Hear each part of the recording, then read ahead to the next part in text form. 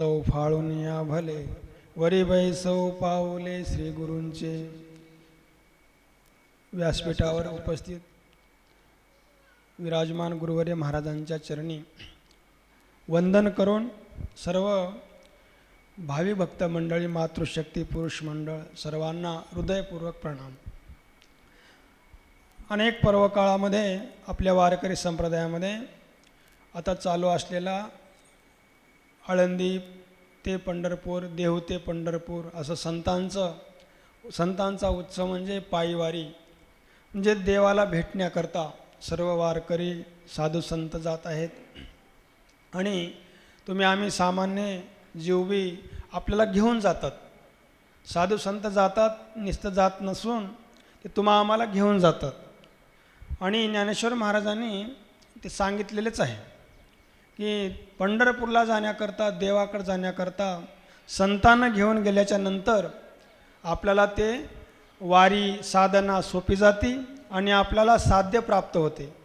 म्हणजे पंढरपूरला विशेष म्हणजे पांडुरंगाचं दर्शन, ते दर्शन संतांनी नेणं, संतामुळं घडणं आणि आपण जाणं फरक आहे. म्हणून ज्ञानेश्वर महाराजांनी वर्णन केलेलं आहे की तुमच्यामुळंच मला देवाची प्राप्ती झाली, देवाचं दर्शन झालं. साधू संत माये बाप जी केले कृपादान, पंढरे यात्रे नेले घडले चंद्रभागे स्नान, पुंडलिक वैद्यराज पूर्वी साधिले साधन, वैकुंठीचे मूळपीठ डोळा घातिले अंजन, असं ज्ञानेश्वर महाराजांनी सांगितलेलं आहे. म्हणजे घडलं कुणामुळं? साधू संत मायबाप. अशा प्रकारे परमार्थ स्वतंत्र आहे, परंतु आपल्याकरता स्वतंत्र नसून आपल्याला संतामुळं, एक संतांनी आपल्याला त्यांच्या मार्गानं आपण चाललो, त्यांची कृपा झाली की बाकी कुणाची गरज नाही. संसारामध्ये गरज पडते, पण परमार्थामध्ये एकच म्हणजे संतांची गरज आहे. त्या काळामध्ये जगद्गुरू तुकाराम महाराजांनी, ज्ञानेश्वर महाराजांनी ही व्यवस्था नव्हती. सर्वांना देव माहीत नव्हता. पंढरपूरला देव होता परंतु माहीत नव्हता. मग संतांनी सर्वांना घेऊन पंढरपूरला गेले, म्हणजे जाग केले, सर्वांना जाग केले. जाग म्हणजे जसं अभंग तुकाराम महाराजांचं आहे, काय सांगू आता संतांचे उपकार मज निरंतर जाग. त्यांनी जाग करायचं काम केलेलं आहे. आता आपण जाग झालो की नाही की ते माहीत नाही. त्यांनी काम केलं आपल्याला जाग करायचं. कारण का? भगवद्गीता सांगते की जिथं आपण जागे आहोत तिथं संत झोपलेले आहेत, आणि जिथं संत जागे आहेत तिथं आपण झोपलेलो आहोत. परमार्थात आपण झोपलेले आहोत आणि संत जागे आहेत. या निशा सर्वभूतानां तस्यां जागृती संयमी, यस्यां जागृती भूतानी तस्यां पश्यते मुने. म्हणजे मुनी म्हणजे साधू, तिथं परमार्थात जागे आहेत आणि आपण संसारात जागे आहोत. म्हणून दोन्हीचा विरुद्ध आहे. तर संतांच्याच कृपेने, संतांच्या मार्गाने गेल्याच्या नंतर आपण परमार्थाच्या ठिकाणी, स्वकर्तव्याच्या ठिकाणी आपण जाग होऊ, ते संतांच्या कृपेमुळे होते. म्हणून सत्संगामध्ये, सत्संग आपली खरी वारीच आहे. का?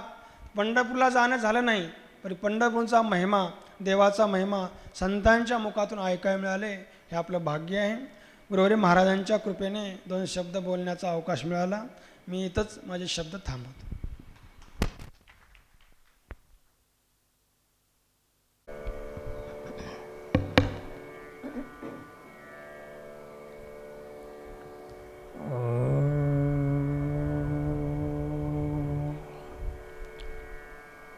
लोकाभिरामं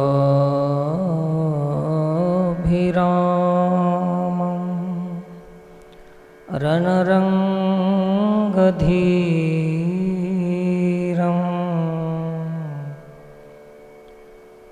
राजीवनेत्रं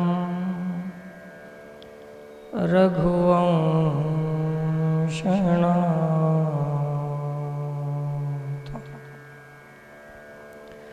कारुण्यरूपं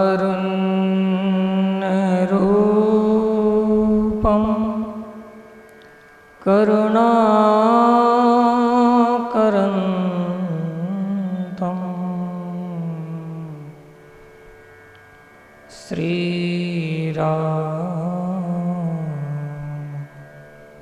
श्रीरामचन्द्र चन्द्रं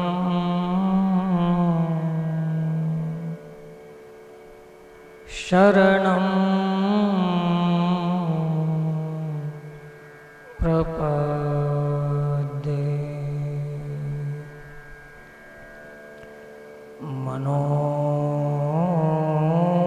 मनोजवं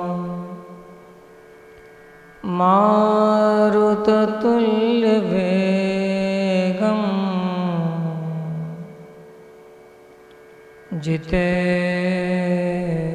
जितेन्द्रियं बुद्धिमतां वरिष्ठम्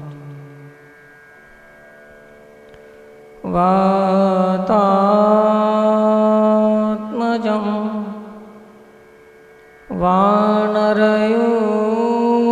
वानरयूथमुख्यं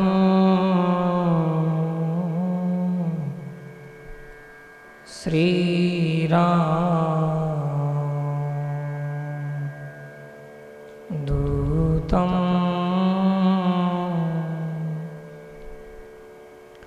शरणं प्रपद्ये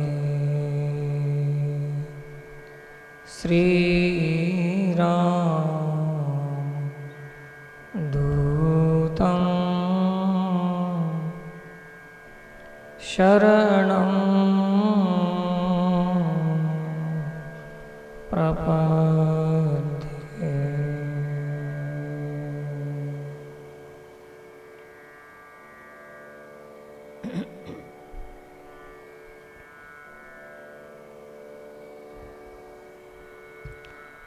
ज्ञानेश्वर माऊली ज्ञानराज माऊली तुकाराम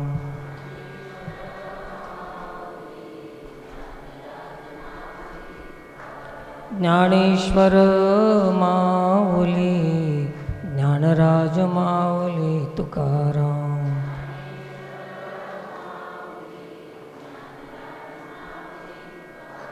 ज्ञानेश्वर माऊली ज्ञानराज माऊली तुकाराम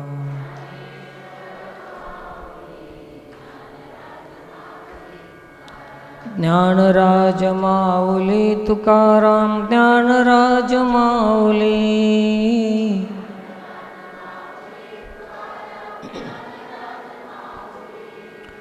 ज्ञानराज माऊली तुकाराम ज्ञानराज माऊली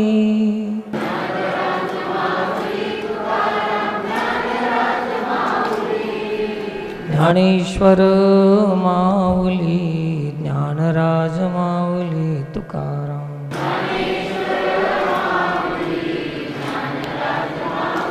माऊली ज्ञानेश्वर माऊली ज्ञानराज माऊली तुकाराम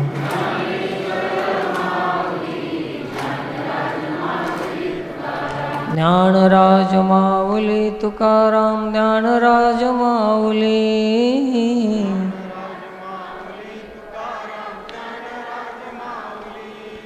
ज्ञानराज माऊली तुकाराम ज्ञानराज माऊली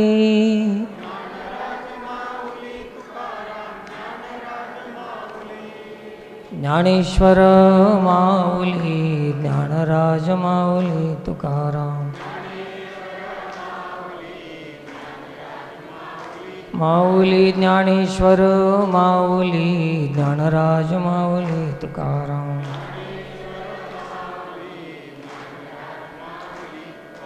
ज्ञानेश्वर माऊली ज्ञानराज माऊली तुकाराम ज्ञानराज माऊली तुकाराम ज्ञानराज माऊली तुकाराम ज्ञानराज माऊली तुकाराम पुंडलीकवरदे हरिविठ्ठल श्री ज्ञानदेव तुकाराम पंढरीनाथ महाराज की माऊली ज्ञानेश्वर महाराज की जगद्गुरु तुकाराम महाराज की बोलिए सियावर रामचंद्र भगवान की जय।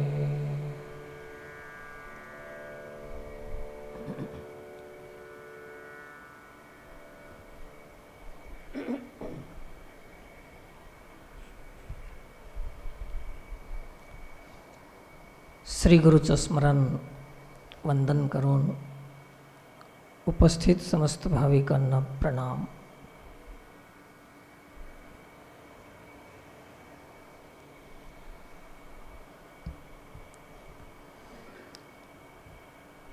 सध्या प्रसंग आहे, सर्वांनी स्मरण करून दिलेलं आहे। भजनातून, अभंगातून, बोलण्यातून सर्वश्रेष्ठ असं एक साधन वारकरी संप्रदायातील पंढरीची वारी, सर्वांनीच त्याचं स्मरण करून दिलं। धन्यवाद।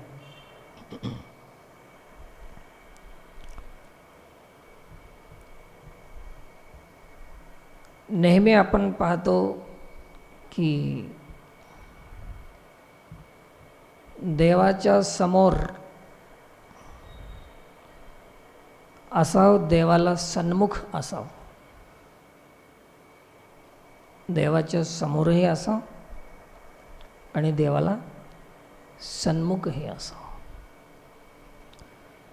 देवाच्या समोर असूनही जर विमुख झाला त्याला काही अर्थ नाही। देवाच्या समोर राहणाऱ्याला सन्मुखच राहावं लागते, विमुख राहून काही उपयोग नाही। परंतु जो देवाच्या स्मरणात राहतो त्याचं तोंड कुणीकडेही असलं तरी तो सन्मुख आहे, विमुख नाही। बाह्य दृष्टीनं शरीरानं समोर जरी असला, स्मरणात नसला तरी तो विमुख आहे। आणि ज्याचं चित्तामध्ये स्मरण आहे देवाचं, कुठेही असला तरी तो समोर आहे आणि सन्मुख आहे।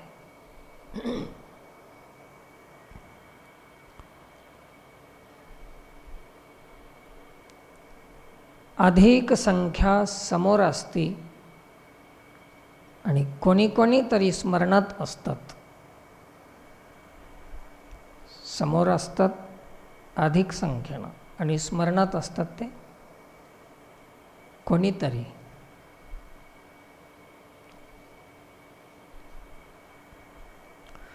म्हणून समोर राहण्यापेक्षा स्मरणात राहणं आपल्यासाठी हितकर आहे।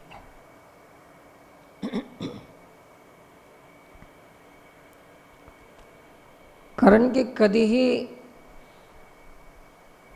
देवाच्या समोर राहायचं म्हणजे देव आहे कुठं हे आपणाला नाही लक्षात येत, म्हणून स्मरणात असावं। यद्यपि देव व्यापक आहे, परंतु आपणाला तसं वाटत नाही किंवा त्याचं ज्ञान नाही। एकदेशी देव आहे असं समजून जर जावं तर तिथं किती लोक मावतील, तिथं समोर किती राहतील, अडचणच आहे।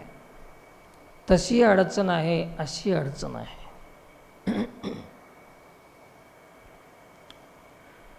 जीवाला सध्याच्या काळामध्ये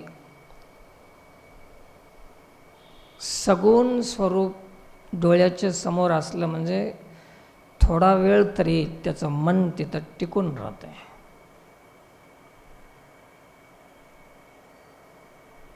निर्गुणाची चर्चा जर केली तर आपलं मन टिकत नाही। आणि देव सगुणही आहे, निर्गुणही आहे।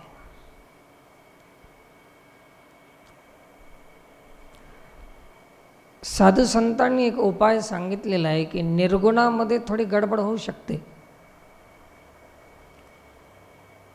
सगुणामध्ये होत नाही. अव्यक्ता ही गतिर् दुःखम, भगवद्गीता.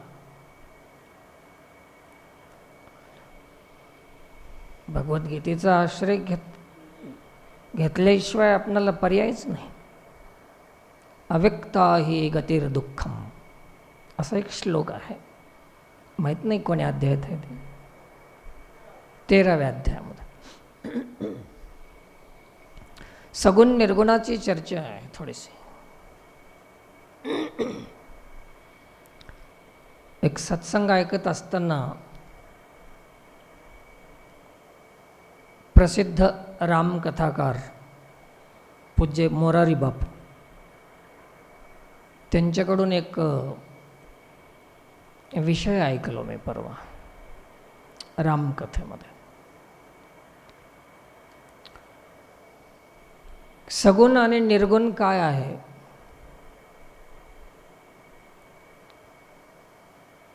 तर जे अंक असतात ना 1, 2, 3 हे निर्गुण आहे. अंक असतात ते निर्गुण आहे. तुम्ही सगळे व्यवहारी लोक आहात. तुमचा संसार आहे, व्यवहार आहे. ही गोष्ट तुम्हाला खूप समजायला सोपी आहे. एखाद्याला देणं घेणं केलं तुम्ही 1,05,000 तर तुम्ही अंकमध्ये लिहिता, 1 काढता, 0 देता, 0 देता. किती शून्य होते मला ते गणित येत नाही, तुमचे तुम्ही बघा. पण असं लिहिता तुम्ही कागदावर, 1 लिहून 0 0 0 0 देतात. 1 लाखाला किती शून्य लागते तो तुम्हालाही माहीत नाही काय? मला नाही तर नाही. 5 शून्य लागतात. 5 शून्य देतात 1 लाख. कदाचित चुकून मुकून 6 शून्य पडले किंवा 4 पडले तर गडबड होते की नाही? होते ना. त्याच्यामुळे काय करतात शहाणे लोक, पुढे अक्षरामध्ये लिहितात 1,00,000 अक्षरी लिहितात. कशामुळे? अंकमध्ये गडबड होऊ शकते पण अक्षरी पुन्हा स्पष्टीकरण त्याचं होतं. तर अंक हे निर्गुण आहे आणि अक्षरी हे सगुण आहे. आत्ता सध्याच्या काळामध्ये परमात्मा आहे असं मान्य करायचं आहे आणि त्याच्यामध्ये गडबड होऊ नये म्हणून अक्षरी लिहायचं, म्हणजे त्याचं नामस्मरण. राम कृष्ण हरी हे काय आहे? तेच अंक गडबड होऊ नये म्हणून त्याला अक्षरात लिहिलेलं आहे. आता सावकारामध्ये आशाम्यामध्ये गडबड होणार नाही, तसं देवामध्ये भक्तामध्ये बी आता गडबड होणार नाही. हे सगुण.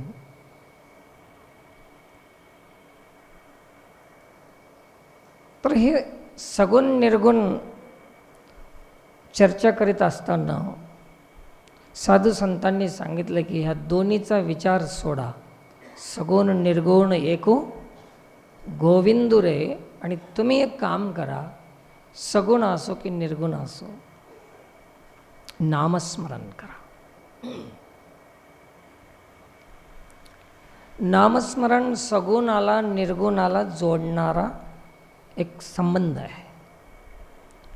सगुण निर्गुणाचा समन्वय जर कशामुळे होत असेल तर ते नामामुळे होते. नाम सोपं आहे, श्रेष्ठ आहे, दोन्हीलाही जोडणारा आहे. सगुण निर्गुणाला आपणाला चिंता करायची गरज नाही की सगुण की निर्गुण, निर्गुण की सगुण. काय फरक पडावे? घट्ट झालेलं तूप आणि पातळ केलेलं तूप, काय फरक? आकारामध्ये फरक आहे परंतु त्याच्या रुचीमध्ये फरक नाही. आणि ते घट्ट झालेलं जरी खाल्लं तर ते पातळ होणारच आहे. सगुण आणि निर्गुण, तेवढंच फरक. तर याची चर्चा संतांनी सांगितलं की हे निर्विवाद परमार्थ करायचा असेल तर भजन करा, नामस्मरण करा. ह्या आळंदी ते पंढरपूर यात्रेमध्ये नामस्मरणाचं महत्त्व आहे. राम, कृष्ण, हरी, माऊली, तुकाराम, जे संतांचं नाव असो, देवाचं नाव असो, नावाची महिमा आहे. नामस्मरण करीत करीत करीत करीत देवाकडे जायचं आहे. आळंदीहून निघाले, संताकडून निघाले देवाकडं. आळंदीला संत आहेत, पंढरीला देव आहेत. संताकडून देवाकडे यात्रा चालली आहे आपली. बिना संत देवाची यात्रा पूर्ण होऊ शकत नाही, शक्य नाही. संतांनी सांगितलेलं आहे, आमचे गुरुवर्य महाराज बी सांगत होते की पंढरपूरला आल्यानंतर चोखा महाराजांचं दर्शन आहे. सुरुवात कोणाची आहे, कुठून आहे? चोखा महाराज. चोखा शब्दाचा अर्थ आहे की चोख शब्दाचा अर्थ आहे की शुद्ध. शास्त्रीय भाषा आहे. चोख म्हणजे जयाचे चोखटे मानसी, चोख. शुद्ध अंतकरण, शुद्ध मन, शुद्ध चित्त, शुद्ध बुद्धी, शुद्ध भाव, हे सगळ्या गोष्टी शुद्ध झाल्या. तर जिथं शुद्ध भाव, शुद्धतेचा अवतार आहे ते चोखा महाराज आहे. त्यांचं दर्शन घ्यायचं, शुद्ध व्हायचं. त्याच्यानंतर थोडं पुढे गेलं की नामदेव पायरी एक आहे. नाम आणि त्याला जोडून पुढे देव. कारण की नामाशिवाय देवाकडे जाता येत नाही, म्हणून नाम देव अशी तिथली रचना आहे पंढरीची. आधी नाम, त्याच्याशिवाय देव. नाम आठविता रूपे प्रगटपै झाला.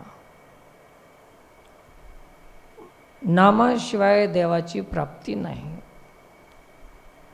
माऊली ज्ञानेश्वर महाराज बी ज्ञानेश्वरीमध्ये सांगतात, अर्जुना मला कुठेही पाहू नको, शोधू नको, तरी तयापाशी पांडवा मी हरपला गिवसावा, जेथ नाम घोष बरवा करीती माझा. माझं नामस्मरण करतात तिथं मी आहे. मंडळी, तुम्हाला देवाला शोधायचं असेल तर मंदिरात शोधू नका, तीर्थक्षेत्रामध्ये शोधू नका. जिथं नामनिष्ठा आहे, ज्याच्याकडे नामाचं महत्त्व ज्यांनी जाणलेलं आहे, नामस्मरण करतो जो शुद्ध भाव, त्याच्याकडे जा, तुम्हाला देवाची भेट होते. देव तया जवळी असे, असं माऊलींनी आपणाला पत्ता दिलेला आहे. तरी तयापाशी पांडवा, मंदिरात शोधू नका, मंदिरी रावळी कुठे शोधू नका. देवाला देव पाहिजे तर जिथं नामनिष्ठा आहे, नामनिष्ठा आहे तिथं देवाची प्रतिष्ठा आहे. जिथं नामनिष्ठा आहे तिथं देवाची प्रतिष्ठा आहे. देवाची प्रतिष्ठा असली तरच दर्शन होईल ना. कुठेही देवाला शोधून काही उपयोग नाही. देव शोधण्याचा विषय नाही, यद्यपि तरी पण जिथं प्रगट होतो ते नाम, जिथं नाम आहे. नामानं देवाची प्राप्ती होते, नामानं केलेल्या पापाचं प्रायश्चित्त बी होतं. तरी कीर्तनाचे नि नटनाचे नाशिले व्यवसाय प्रायश्चित्ताचे, जेथ नामची नाही पापाचे ऐसे केले. यमो म्हणे कवनात यमावे, दमो म्हणे कवनात दमावे. तीर्थे म्हणती काय खावे, दोष ओखदाशी नाही. नामस्मरणामुळे तीर्थाचा खुराक काय आहे तर पाप करणाऱ्या पापी लोकांनी स्नान केल्यावर ते पाप खाते. कोण खाते? तीर्थ. नामस्मरणामुळे काय झालं की पापच नाहीसं झालं. मग तीर्थाला खायला काही भेटणार गेलं. तीर्थे म्हणती काय खावे, दोष ओखदाशी नाही. औषधाला बी दोष नाही. असं हे नाम काय काय काम करते. मी अनेक वेळेस सांगितलं होतं, मागे एक विषय होता की एक बाम तीन काम असं काहीतरी होतं ना. तसं एक नाम सर्व काम, याला संख्या नाही. याचा ॲडव्हर्टाइज ज्ञानेश्वर महाराजांनी केलेलं आहे हरिपाठामध्ये.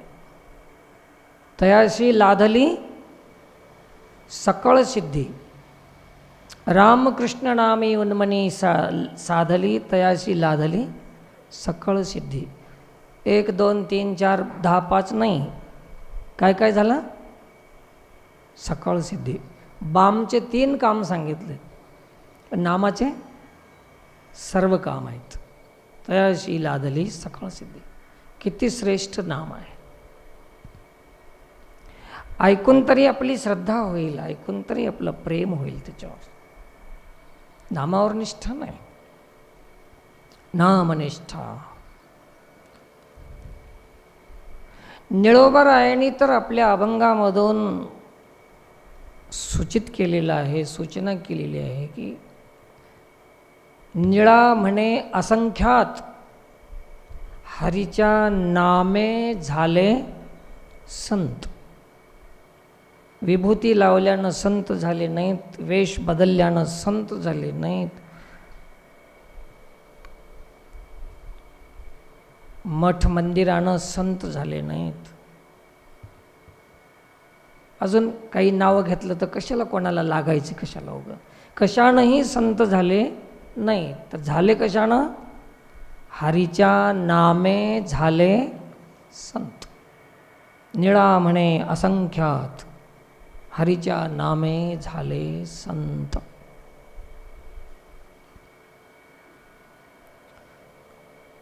कारण की हरीचं नाम एक असं आहे की आपल्यातले जे दुर्गुण आहेत, जे अवगुण आहेत, जे पाप आहेत, त्याचा नाश करतात. आणि आपल्यामध्ये जी दैवी शक्ती आहे, भगवद्गीतेत सांगितलेले 26 दैवी लक्षण आहेत. अभयम, सत्वसंशुद्धी इत्यादी लक्षणांनी तुम्ही आम्ही युक्त आहोत, युक्त. त्या लक्षणाला व्यक्त करण्याचं काम नाम करते. पाप नाहीसं होते, तेव्हा चांगला स्वभाव, चांगला गुण आपोआप प्रगट होते. त्याला करायची आवश्यकता नाही. आणि नाम साधन किती काम करते बघा. म्हणून नाम हे अक्षरानं देवाचं सगुण रूपाचं साधन आहे. नाम निर्गुणालाही जोडते, सगुणालाही जोडते. असं हे नाम आहे. सज्जनो, तुम्हाला एक सांगून जातो की तुम्ही आम्ही जे आहात ना, देवाचे अंश आहात तुम्ही. प्रत्येक जीव देवाचा अंश आहे. प्रमाण आपल्यापाशी खूप वेळेस ऐकलेलं आहे, भगवद्गीतेतून, रामायणातून. ईश्वर अंश जीव अविनाशी, चेतन अमल सहज सुख रासी. चैतन आहे, अमल आहे, सुखराशी आहे, ईश्वर अंश आहे, अविनाशी आहे. तुम्ही आम्ही सगळे अविनाशी आहात. एकच सांगून जातो तुम्हाला, प्रत्येक जीवाला वाटते की आता हे शक्य आहे का आपणाला, आता काय शक्य आहे, आता शक्य आहे का, आपण करू शकतो का, हे असं होऊ शकते का. असे अनेक नकारात्मक भाव कितीतरी प्रमाणामध्ये पडू नयेत आपल्यामध्ये. प्रत्येक जीवामध्ये कोणता भाव पडू नये आता, नकारात्मक. हे शक्य आहे का, हे होऊ शकते का, कलियुगात कसं शक्य आहे, आपणाला जमते का, असं प्रत्येकाचं म्हणणं आहे. नकारात्मक, निगेटिव्ह. पण संतांनी आपणाला इशारा केलेला आहे,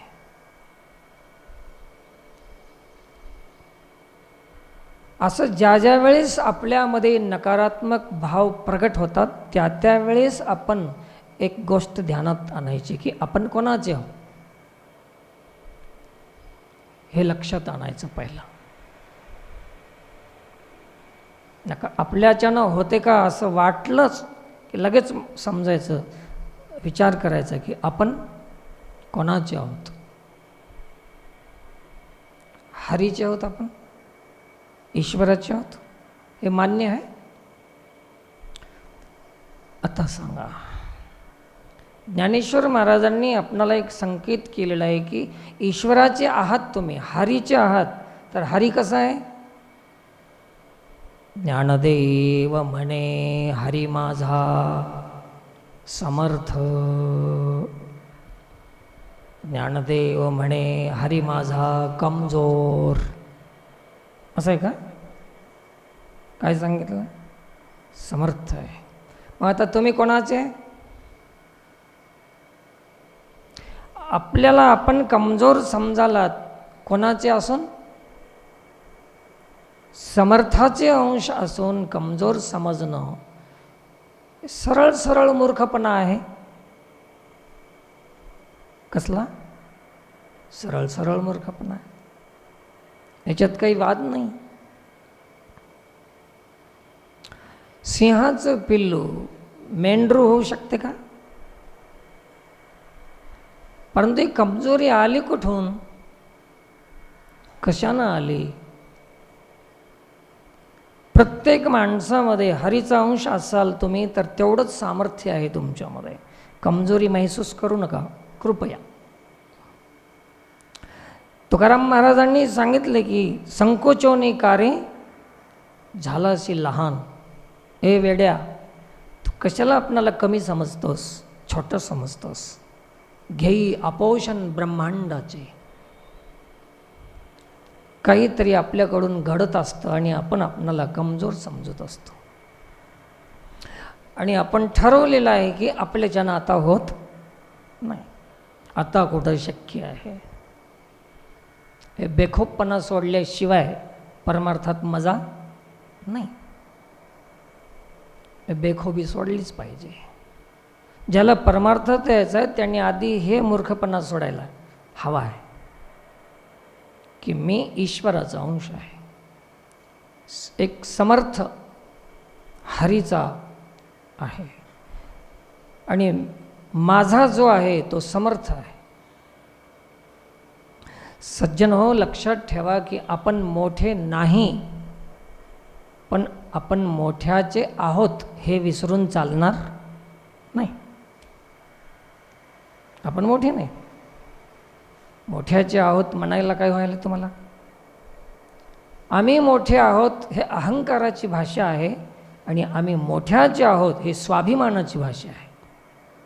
दोन्हीतला फरक आहे. मीच मोठा आहे हे अभिमान आहे आणि मी मोठ्याचा आहे हे स्वाभिमान आहे. दोन्हीतला फरक खूप मोठा अंतर आहे. काय म्हणणार? मी मोठा आहे, मी मोठ्याचा आहे असं म्हणायला काही जोर लागते का? बिल बांधावं लागतं का काही याच्यावर? GST वगैरे काही आहे का? सोपं आहे. देव माझा, मी देवाचा म्हणायला काय? आम्ही मोठ्याचे आहोत. मग गडबड कुठं झाली? एवढी समर्थाचे असून, ईश्वरांश असून एवढी कमजोरी महसूस व्हायली, एक अशक्तपणा जाणवते आपल्यामध्ये, शक्तिहीनपणा जाणवते आपल्यामध्ये. याचं कारण काय? याच्यावर थोडंसं चिंतन करतो आपण. आपल्या वेळेत आहे ना, जास्त वेळ घ्यायचे नाही आणि कमी वेळ बी घ्यायचं नाही. बरोबर करू आपण.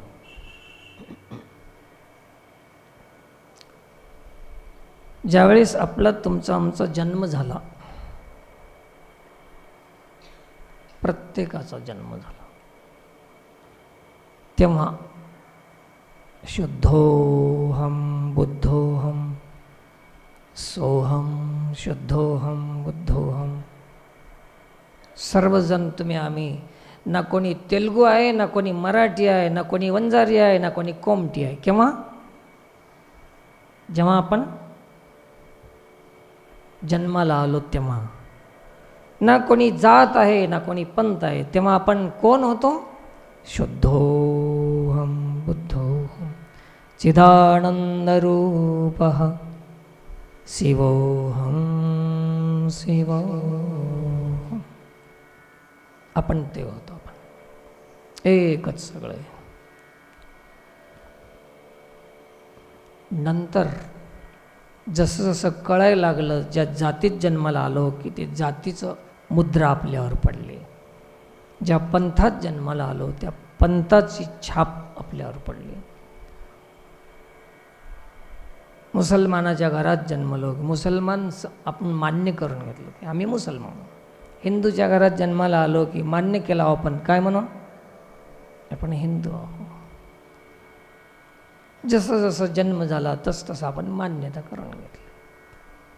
पण आधी कोण होता? चिदानंदरूपः शिवोहम शिवोहम. पुन्हा पुन्हा आम्ही मान्य केलं की आम्ही स्त्री आहोत, आम्ही पुरुष आहोत. हे नंतर आम्ही मान्य केलेलं आहे, जसं जसं मिळालं तसं.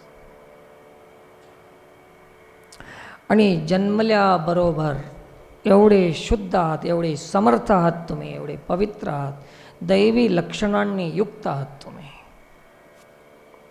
दैवी लक्षण एक उदाहरण म्हणून सांगतो तुम्हाला.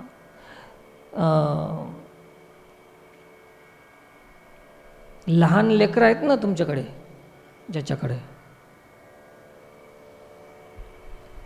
सकाळी 4 ते 5 वाजता जे ब्रह्ममुहूर्तावर जे उठतात, ते एकदम लहान लेकरं, जे काहीच त्याला करता येत नाही, बिलकुल छोटे,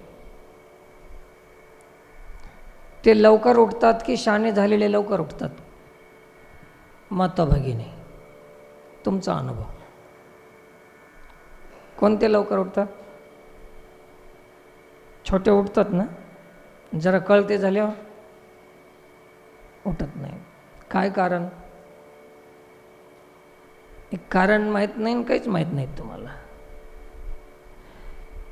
त्यावेळेस त्या लेकरामध्ये दैवी गुण आहे जन्मल्याबरोबर, अवगुण आला नाही त्याच्यामध्ये, आसुरी स्वभाव परिवर्तन झालं नाही त्याच्यामध्ये. लक्षण त्याचं देवाचं लक्षण आहे त्याच्यामध्ये. सकाळी लवकर उठते ते. काय माय, ह्याला काम नाही, धंदा नाही, कामाचे उठणात आणि हे उगचच उठून बसते. बाया म्हणतात उगचच नाही उठत, त्याचा दैवी गुण आहे ते. लक्षात ठेवा आता, उगं उठत नाही ते. रोज ऐकतो आपण, हे कामाचे काही उठत नाहीत आणि हे उगाचच बिना कामाचं उठून बसते. बिना कामाचं नाही, ते त्याचा दैवी गुण आहे, ते देवाचं लक्षण आहे त्याचं. सकाळी उठते आणि नंतर मग मोठं होत जाईल तसं झोप वाढते त्याची, कारण तुमचा सगळ्याचा आसर त्याच्यावर होते. आसुरी स्वभावाचा परिणाम त्या लेकरावर होते आणि दैवी गुणाचा लोप होत जाते. हळूहळू त्याचे सगळे दैवी गुण संपन्न असलेला जीव आसुरी स्वभावामध्ये परिवर्तित होत जाते. बिघडत ते बी आपल्यापर्यंत येऊन पोचते. तर आपण कुठवर गेलो, ज्याचे त्यानं मोजून घ्यायचं.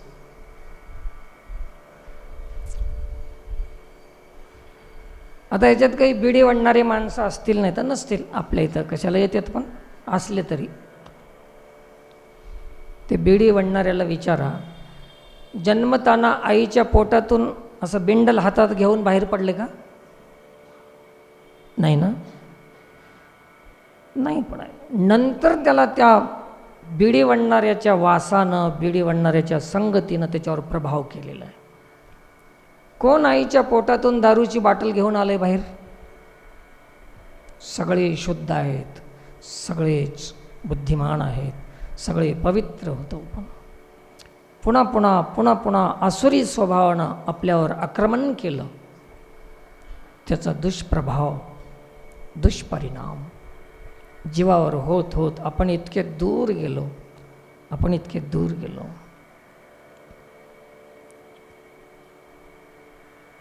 आणि इतके दूर गेलो, आपण आसुरी स्वभावामध्ये गेलो.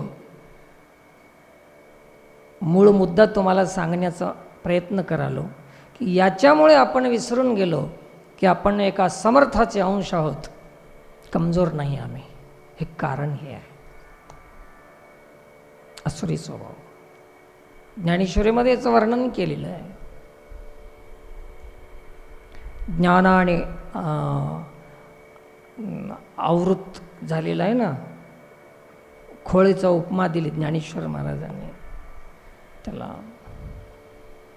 अज्ञानेन आवृतम, अज्ञानेन आवृतम, अज्ञानेनं आवृत करून घेतलं जीवाला. धुमेना वन्ही, याचा एक दृष्टांत दिलेला आहे, अग्नीचा आणि धूर. तसं जीव एवढा सज्जन, एवढा देवाचा अंश आहे, समर्थ आहे, पण हे आसुरी स्वभाव त्याच्यावर पराक्रम करीत आपल्या निजरूपाला विसरून गेला. आणि त्याच्यामुळे आता आपणाला पुन्हा वारी करायची गरज आहे. देवापासून आपण दूर गेलो होतो, संतांनी पुन्हा आपणाला देवाच्या जवळ आणायचं ठरवलं. तू जिथून निघालास ना तिथं जा. आता ह्याला म्हणतात वारी. आपण आलोत कुठून? देवापासून.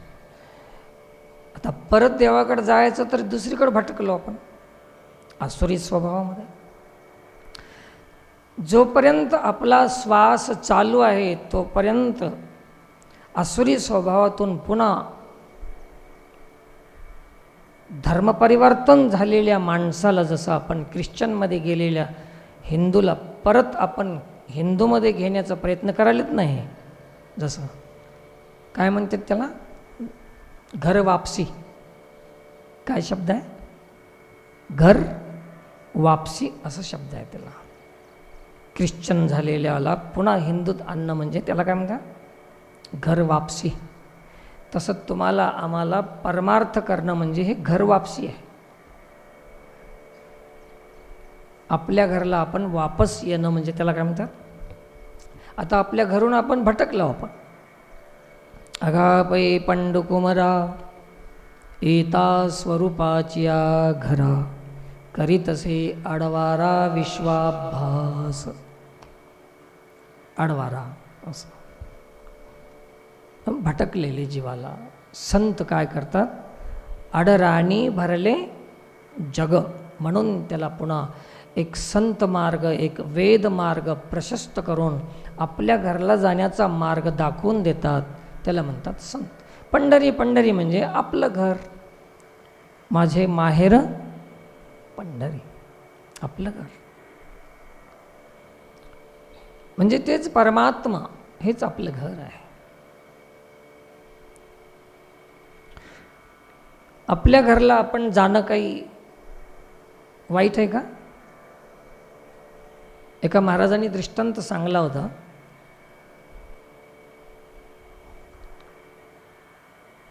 नांदेडजवळ एक गाव आहे, त्या गावाचं नाव विसरून गेलो, महाराजाचं नाव सांगून सांगा वाटते मला, कारण चोरी करू वाटणं कोणाची. असो, दुसऱ्या महाराजाची गोष्ट आहे. हां, एवढं तर पक्का. त्यांनी एक दृष्टांत सांगितला होता. काही लोक नाव सांगायला भीतात, चोरी करून सांगतात. ते चोरी आहे, चोरीचा अपराध आहे. ते सांगत जावं नाव. तर ते दुसऱ्याच्या घरला कीर्तनामध्ये आलात म्हणे तुम्ही, आता रात्रीची वेळ आहे, 11 वाजलेत, आता कीर्तन सुटणार आहे. तुम्ही तुमच्या घरून आला होता सगळे. आता इथून निघाल्यावर कुठं जाणार? आपल्या घरी जाणार. जर चुकून दुसऱ्याच्या दाराला थाप मारली तर रात्री किती फजिती आहे. तसं तुम्ही ईश्वरापासून आलात, पुन्हा ईश्वराकडेच जावं, रस्ता चुकून 84 लाख योनीमध्ये पडलात तर दुसऱ्याच्या घराला जाणं म्हणजे इतर जन्माला जाणं. किती फजिती आहे. रात्री तुम्ही कसं काय आला आमच्या घराला? आमच्या दाराला थाप का मारली? चोरी करायची होती का? अवघडच एक काम. म्हणून फजिती आहे. आपलं घर जर चुकलं तर फजिती आहे. तसं पुन्हा तुम्ही देवाकडे जायचं जर चुकलात तर पुन्हा फजिती आहे. कोणती फजिती? किती वेळा जन्मा यावे, किती व्हावे फजित. हे फजिती आहे. मग त्यांनी सांगितलं, हे सांगत असताना तुम्ही तुमच्या घरून ऑफिसला चालाव. काम करणारे लोक असतात, शाळेवर जाणारे शिक्षक असतील,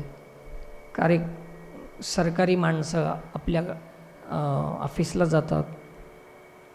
जात असताना जाता तुमचे कोणी भेटले, काय हो कुठं चालव? ऑफिसला चालव. कसं काय? तर ऑफिसरला भेटायचं आहे, मला काम आहे, कागदपत्र काही सांगता तुम्ही त्याला. बरं ठीक आहे. कुठं चालव? अमुक शाळेवर चाला. कसं काय चालव? आमचे विद्यार्थी फीस भरायची आहे. हां ठीक आहे जा. असं कुठं चालावं म्हणून प्रश्न आहे कुठेही निघाल्यावर. पण जेव्हा ते काम करून तुम्ही परत तुमच्या घरी निघता तेव्हा कोणीतरी भेटलं तुम्हाला आणि असंच विचारलं, कुठं चालावं? घरी चालावं. कसं काय? आता इकडं कुठेही जात असताना प्रश्न जमला, कसं काय? पण आता घरी जाताना कोणी म्हणेल का कसं काय चालावं? तसं तुम्हाला कोणी जरी विचारलं तुम्ही सत्संग कसं काय करता, तर हे असंच आहे की घरला जाताना विचारल्यासारखं आहे. प्रपंचामध्ये कुठलंही काम करताना प्रश्न करणं आवश्यक आहे. प्रश्न करणं ठीक आहे, आवश्यक नसलं तरी ठीक आहे. परंतु परमार्थ करताना कसं काय माळ घालताव, कसं काय सत्संग करताव, कसं काय भजन करताव, म्हणजे घरला कसं काय जाताव म्हणल्यासारखंच आहे ना. तर परमार्थाबद्दल कोणी प्रश्न करत असाल तर समजायचं की हे याला कमी आहे, बुद्धीचा वापर करीत नाही, तो प्राणी जीवजंतूप्रमाणे आहे तो. म्हणून परमार्थ हे आपलं घर आहे, परमार्थ हे आपलं आहे. आणि संसार हे पराधीन आहे, प्रकृतीचा आहे, दुसऱ्याचा आहे. आणि परमार्थ हे आपलं आहे. आपलं आपणाला करायला चोरी आहे का? आणि सगळा संसार चोरीचा आहे, पुरा A to Z. सांगत बसत नाही मी तुम्हाला. पैसे मोजायचे असले तुम्हीच कमवलेले तरी रस्त्यावर मोजताव का? चोरीचे नाहीत ना? का लपून मोजता तुम्ही?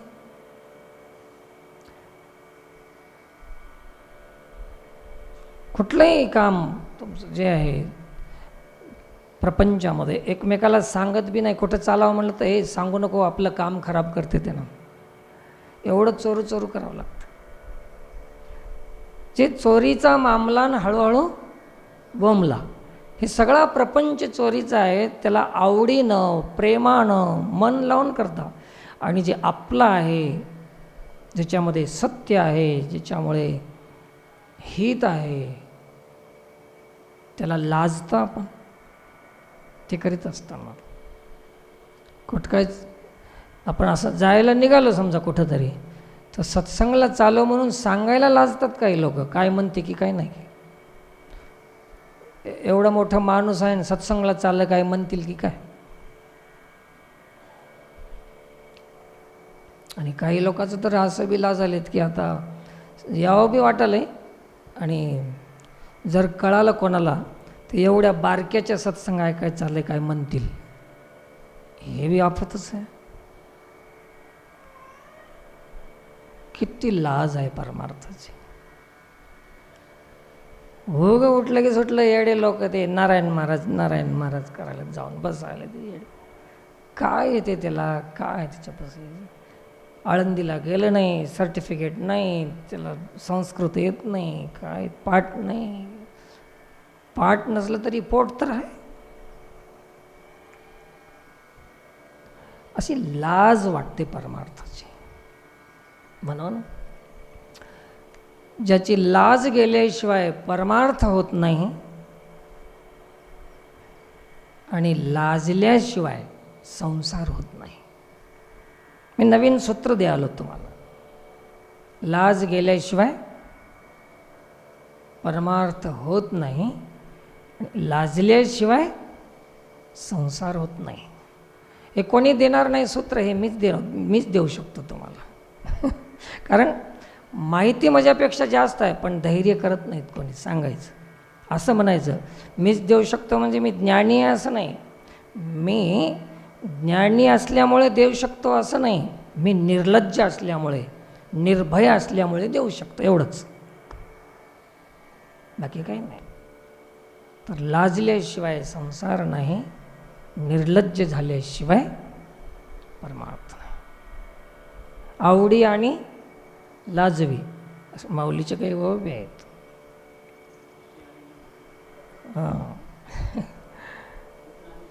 विषय आणि शिनवी असं काही एक ओवी आहेत.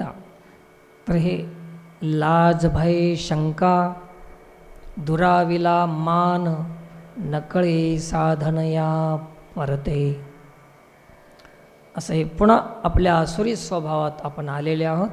पुन्हा घर वापसी करणं म्हणजे परमार्थ आहे. आपल्यात कोणते दुर्गुण आहेत त्याच्यातून निघणं, आणि आपले जे काही अवगुण आहेत त्याच्यातून निघणं, ह्याच्यातून निघायचं त्याच्यात जायचं, ह्याच्यातून निघायचं त्याच्यात जायचं, म्हणजेच हे वारी. प्रत्येक गाव बदलत बदलत यालेत. पंढरपूरला आता तिथून निघाले, पुण्याला आले, पुण्याहून निघाले, सासवडला आले, सासवडहून निघाले, माहीत नाही कोणते कोणते गाव आहेत, नातेपुती आहे, फलाना आहे, बिस्ताना आहे, हे आहे ते आहे, सगळे गावं करीत करीत करीत करीत गावं सोडत सोडत निघाले. तसं आपण बी आपला स्वभाव सोडत, अवगुण सोडत, दुर्गुण सोडत, विषय वासना काम क्रोध इत्यादी हे गावं सोडत सोडत सोडत सोडत आपल्या मूळ स्वभावामध्ये येणं, पंढरपुरात पोहोचणं आहे.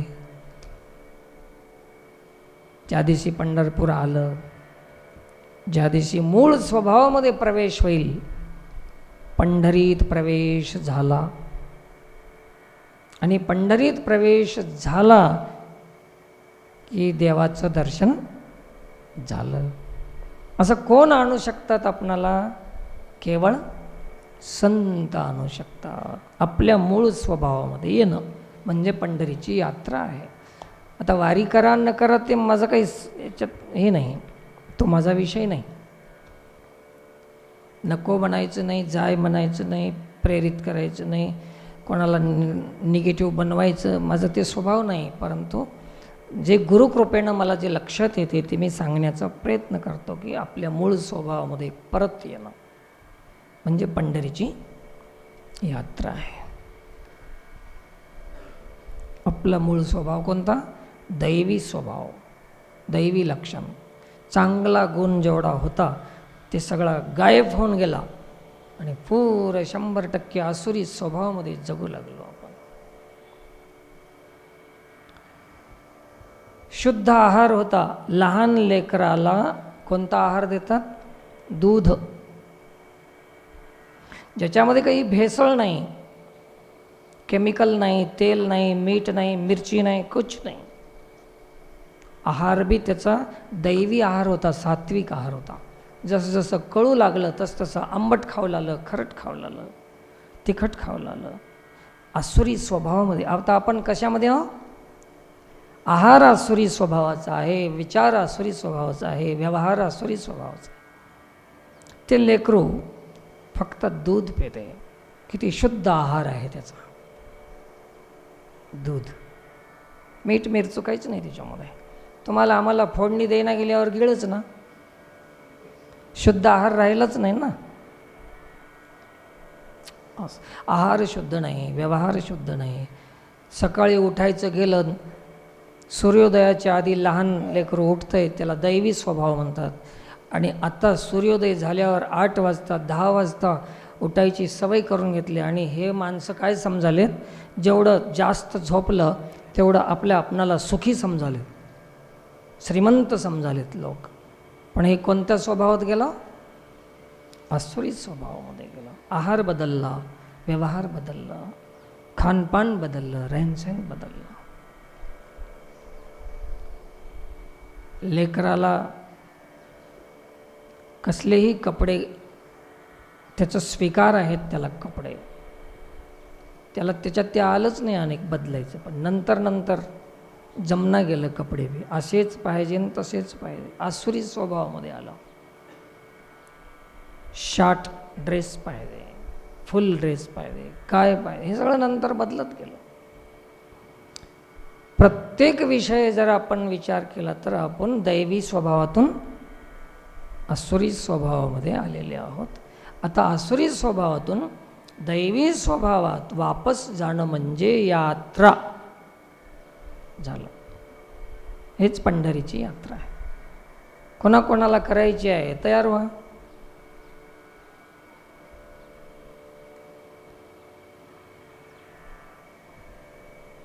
ज्याला ज्याला पंढरीची यात्रा करायची आहे त्याची तयारीच ठेवा. नक्कीच देव भेटल्याशिवाय राहत नाही. का भेटल्याशिवाय राहत नाही? तर देव तुमचा आहे तर भेटत कसा नाही? तुम्ही देवाचे आहात तर भेटत कसा नाही? आणि देव भेटण्याचं हे आसुरी स्वभावातून बाहेर पडण्याचं सामर्थ्य नाही असं म्हणणं चुकीचं आहे. ईश्वराचे अंश आहात तुम्ही, ते सामर्थ्य तुमच्यामध्ये आहे. आणि असंच अर्जुनाला बी आपल्या सामर्थ्याचं विस्मरण झालं होतं. भगवान कृष्ण परमात्म्याने गुरु होऊन त्याला त्याचं स्मरण करून दिलं की हे वेड्या, तू असा नाहीस, तू समर्थ आहेस. जेणे संग्राम हारू जिंतिला, निवात कवचाचा ठाव फेडिला, तो अर्जुन मोहे नाशिला क्षणा माझी. अरे तू तर महादेवासंग युद्ध केलेलं आहेस. मित्रा, सखा, ओठ, उत्तिष्ठ, असं सांगून त्याचं सामर्थ्याची आठवण करून दिली. सामर्थ्य दिलं नाही, सामर्थ्याची आठवण करून दिली. तुम्हाला बी कोणी सामर्थ्य द्यायची गरज नाही, फक्त आपल्या सामर्थ्याचं स्मरण करण्याची आवश्यकता आहे. आणि तेव्हा अर्जुनानं शेवटच्या टोकाला गेल्यानंतर सांगितलं, स्मृतिर्लब्धा नष्टो मोह. आसुरी स्वभाव म्हणजे मोहात पडणं. स्मृतिर्लब्धा नष्टो मोह स्मृतिर्लब्धा त्वत्प्रसादान्मयाच्युत. झाली अर्जुनाची यात्रा झाली. अर्जुनाची यात्रा संपन्न झाली, देवाची भेट झाली. तसंच तुमची आमची बी यात्रा याच पद्धतीनं करणं अनिवार्य आहे, याच्यामध्ये पर्याय नाही. असं सांगून झालेली सेवा भगवतचरणी समर्पित करून सेवेला पूर्णविराम. खूप खूप धन्यवाद. पुंडलिक वरदे हरी विठ्ठल. श्री ज्ञानदेव तुकाराम पंढरीनाथ भगवान की जय.